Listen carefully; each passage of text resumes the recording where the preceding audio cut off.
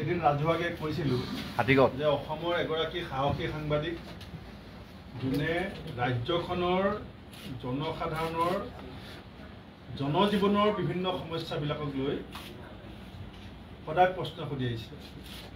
সাধাৰণতে আমাৰ বহুত মানুহ মুখ্যমন্ত্ৰীয়ে যিটো মনস্তাত্ত্বিক গেম খেলে, সাইকোলজিকেল ৱাৰ যিটো কৰে, হোমৱৰ্ক দিয়ে আমাক ৰাতিপুৱাৰ পৰা গধূলিলৈকে আমি কি ধৰণৰ কথা বতৰা পাতিব লাগে।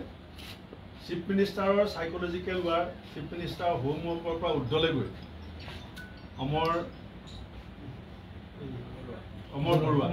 অমৰজ্যোতি বৰুৱা ডাঙৰীয়াই মূল্য বৃদ্ধি সম্পৰ্কত, মেডিচাইনৰ দাম বৃদ্ধি হোৱা সম্পৰ্কত, ইলেক্ট্ৰিচিটিৰ দাম বৃদ্ধি হোৱা সম্পৰ্কত যি প্ৰশ্ন কৰিছিলে, সেইদিনাখন মই ৰাজহুৱাকে কৈছিলোঁ যে অমৰজ্যোতি বৰুৱা ডাঙৰীয়াক মই ৰাজীৱ ভৱনত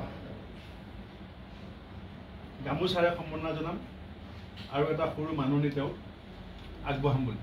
আজি সেইকাৰণে মই তেখেতৰ সাহসিকতা আৰু কৰ্তব্যপৰায়ণতা আৰু নিজৰ দায়িত্বৰ প্ৰতি সচেতনতাৰ কাৰণে মই তেখেতক এখন তুলাম গামোচাৰে সম্বৰ্ধনা জনাইছোঁ। আৰু আমাৰ প্ৰশাসনিক সেৱা সম্পাদক ৰামন্না বৰুৱা ডাঙৰীয়াই এটা মাননি তেখেতলৈ আগবঢ়াম।